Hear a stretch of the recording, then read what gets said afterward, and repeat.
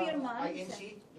Meron ba pakikipag-usap kayo sa INC? Dahil sila po yung nag-rally against para wag ituloy yung impeachment.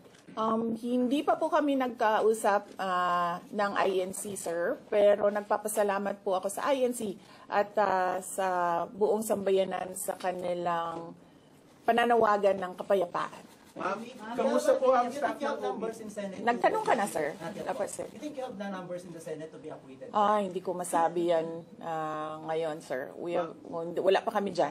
Ma'am, Nagtanong ka na, ma'am. Wala pa. Ma'am, would you consider former President Duterte to be your lead defense? He will, maybe if he wants to, he can be part of the defense team. But because of his age and because of rigorous preparations in an impeachment case, baka sabihin ko sa kanya na wag na lang siyang mag-lead dahil medyo may edad na si former President Rodrigo Duterte. He's already 80 years old this year. Ma'am, kamusta po ang staff ng OPP after they heard about the impeachment po, ma'am? Ano po naramdaman po nila na when you were impeached by the House? Ano po naramdaman ng staff ng OPP in general? Are they sad? Are they worried po ba, ma'am? Hindi ko alam nila. Pinagtatawanan lang nila ako dito sa gilid kasi hindi daw ako sumunod. Sabi, basahin lang daw talaga ito. Ma'am, you will appear sa impeachment court, ma'am, if ever. Will you appear sa okay. Kung pwede namang hindi, and I understand, pwede naman. Hindi na. Kasi baka ma-intimidate lang sila lahat sa presence ko doon. May mga plano po ba kayo para itulak ang pag-audit, lalo na po sa mga kongresista natin na ginagamit ang pera o pondo ng gobyerno para sa black propaganda against you? Hindi ko na muna sagutin yung tanong na yan ngayon, ma'am. Doon muna tayo sa God Save the Philippines. So, ma'am, will you dissuade or encourage your supporters in case they would go sa street to rally?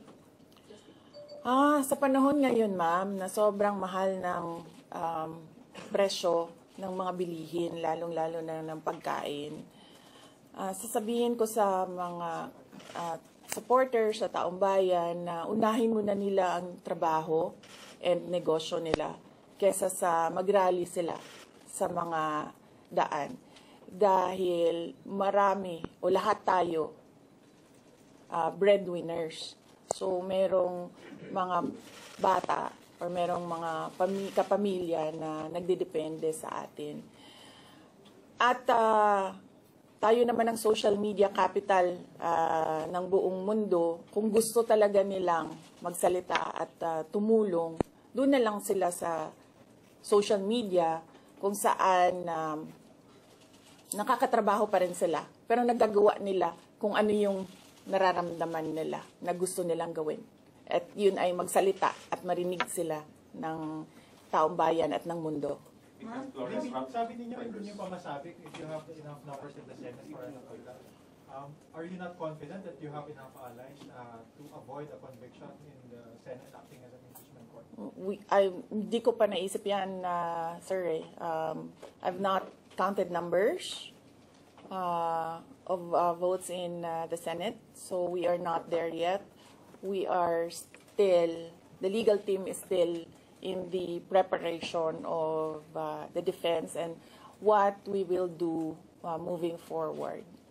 Ma'am, do you feel betrayed? Maraming mga congressmen from Mindanao voted yes. 70%. Sorry for that. Do I feel betrayed? How do you feel ang dami taga Mindanao ng congressmen?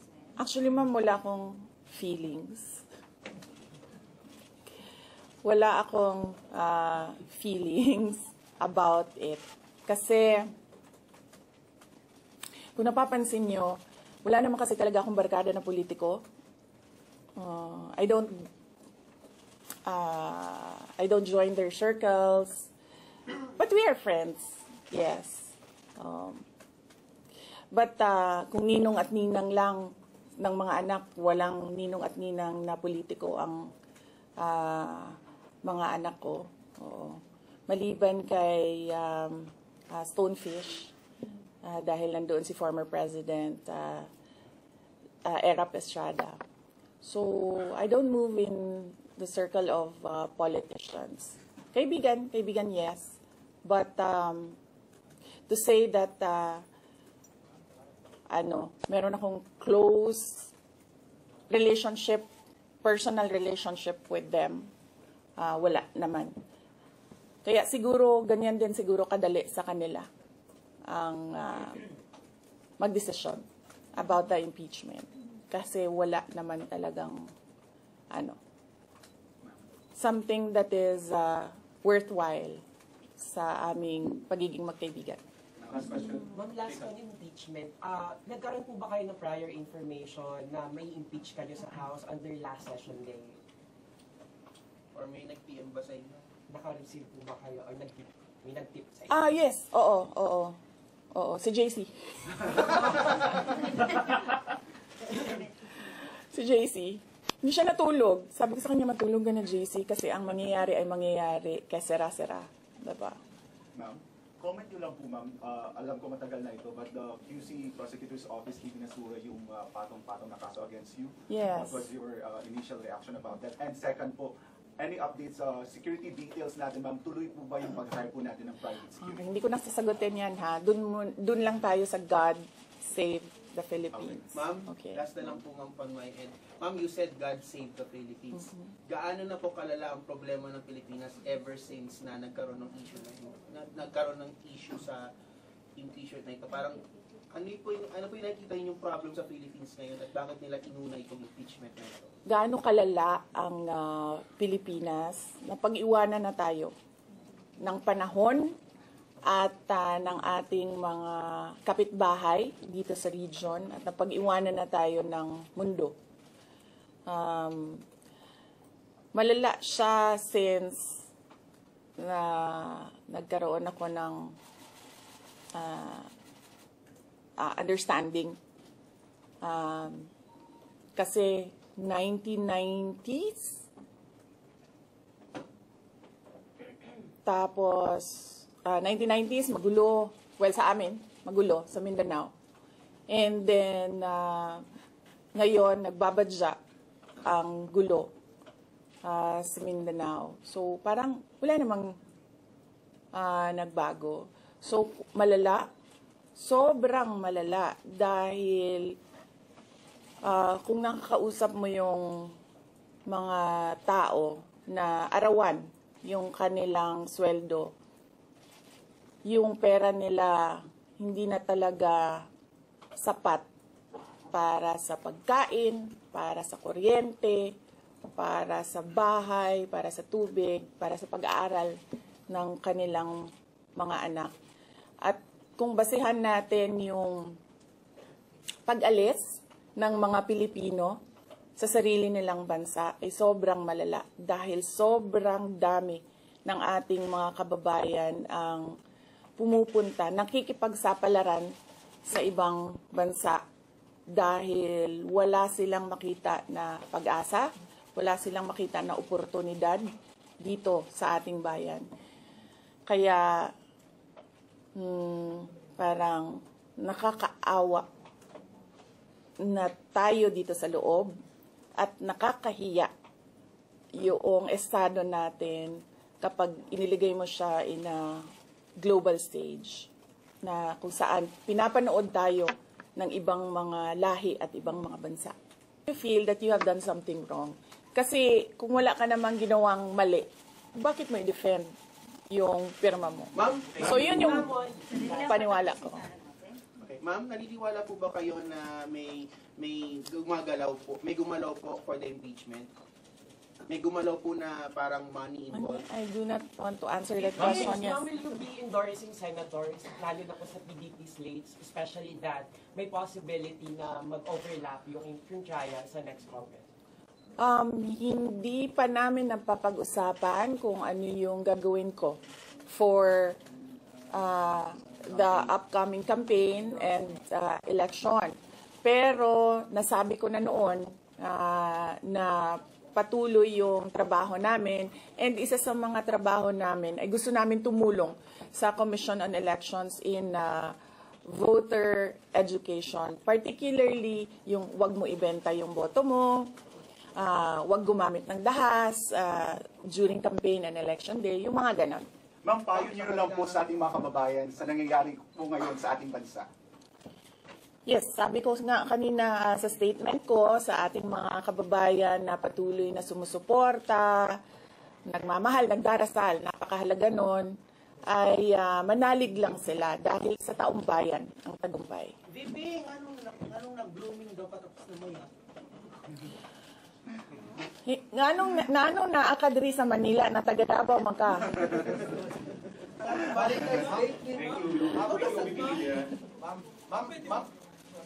Yes sir.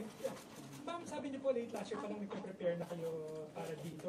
Pwede po i-brief niyo kung right now po after i-transmit sa Senate, saan na po yung preparation? May legal team na po ba and nasaan na po? Well, may meeting kami mamayang hapon dahil nag-meeting sila kahapon. Hindi ako sumali. So merong briefing, legal briefing mamaya ang mga lawyers. So I will know more this afternoon. Can you name some of the prominent members of your Pakikita nyo na yan pagpasok nila ng kanilang entry of appearance. Ma'am, tuloy po ang trabaho kahit may pinaghahandaan po kayo impeachment. Yes sir. Opo. Kakatapos lang po ng planning conference ng Office of the Vice President. So we did it last Tuesday, Wednesday, and Thursday para po sa 2025 and 2026. Ma'am, for 2025, may mga maapektuhan ba na programs ng OVP? Yes, nag-announce na kami no na wala kaming wala kaming burial and medical assistance dahil tinanggal yung line na yon sa budget. So hindi ka na pwede maglagay ng budget doon. How about the other programs, ma'am? Tutuloy siya. How confident are you that you won't be convicted in the impeachment court? Wala pa tayo. Masyadong pang malayo yan, ma'am. Wala pa tayo. Hindi pa natin ina-assess. Sa BP part, number 1 for impeachment. Have you talked to Nagtanong ka na ba? Yes. Kanina? Sige, ikaw. Ma'am, you said before na you're seriously considering to run for 2028. Now na may impeachment na, are you more decided to run in 2028? Okay. So wala pa tayo dyan. Wala pa tayo dyan. But nasabi ko naman di ba, paulit-ulit kung we are seriously considering that. But it's difficult to decide without numbers. So kailangan malaman yung surveys and numbers. Sa next year pa yun. Ma'am, pero ma'am, sa tingin niyo ba, ma'am? Sir, nagtanong ka na? Sir, yes, sir. What are you concerned na yung possible consequence that you can be disqualified from public office kung magkaroon na ng conviction? Yes, sir. Oo. Alam ko po yung penalties ng impeachment, and the moment na nag-resign ako sa Department of Education, before ako nag-resign sa Department of Education, pinag-isipan ko na lahat yan. Ma'am, sa ngayon ba, masasabi ninyo na lalo pa kayong nainganyo na ituloy ang pagtakbo sa 2028 presidential election? Nasagot ko na ata yung kanina sa question ni Sir na nakaitim. Ma'am, number one in the articles of impeachment was your assassination threat to the president. Do you regret making that statement last week? I did not make an assassination threat to the president. Sila lang nagsasabi niyan. Sila lang nagsasabi may assassination. Sila nagsasabi may assassin, may gunman. Do not say that. Vice, last time, tinanong ko kayo if confident kayo sa numbers ng House. And sabi nyo, hindi kayo confident. And nagkatotoo nga. Ngayon sa Senate, you said na parang meron kayong confidence sa mga senador. So, ngayon, how do you feel about that? Do you still feel confident with the numbers in the Senate? Sandali, Mama. Kailan ko sinabi yun may confidence ako sa numbers sa Senate? Ano exact na sinabi ko? Sorry I cannot remember the exact words that I used. Parang medyo confident kayo with regards sa Senate, sa mga friends and allies. Unlikely ako magsasabi ng ganyan ba? But I need I will answer that next Pero how time. do you feel now sa Senate?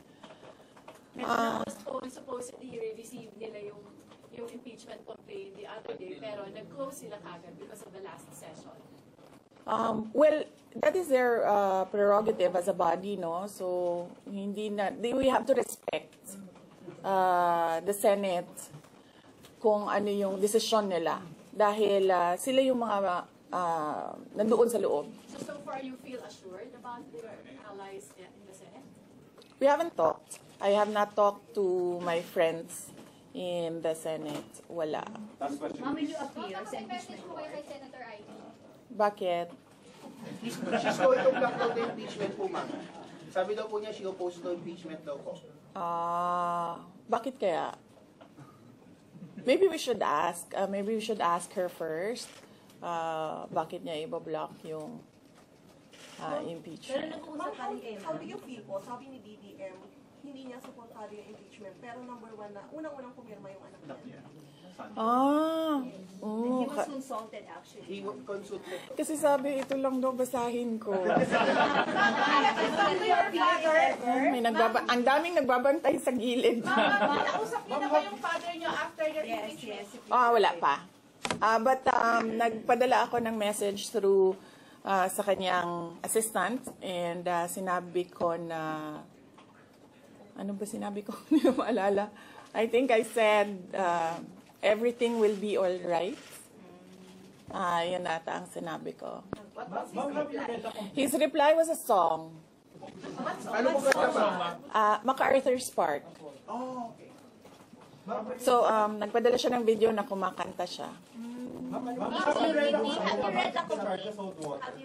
Hindi ko pa nabasa, ma'am, yung complaint. But I understand lahat ng mga complaints na na-file sa House of Representatives, nabasa na ng mga lawyers.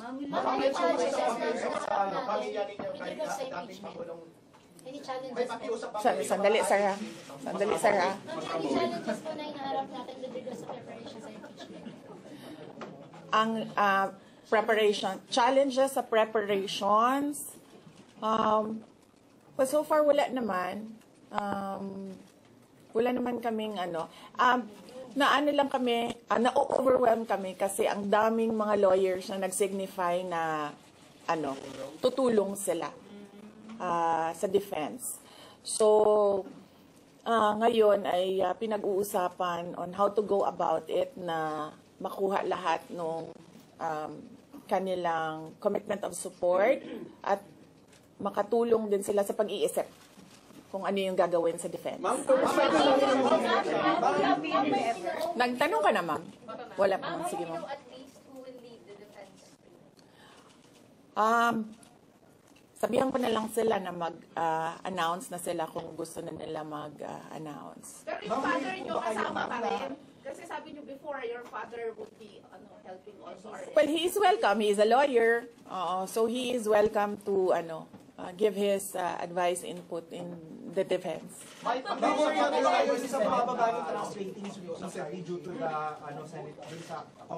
will not answer that question. Yes, I'm sorry. Yes? Yes. So what happened was, nag-indefinite leave siya, and then she was admitted to the hospital doon sa Davao City na hospital siya, and then discharge siya ng mga doctors with ulitin ko. Si Yusek Zulaika Lopez, nag-indefinite leave siya after nung sa veterans hospital admission niya. Umuwi siya Davao, and then hospitalized siya doon. And then sabi ng doctors niya, we will discharge you but you have to come back ngayon ata, February, for further tests.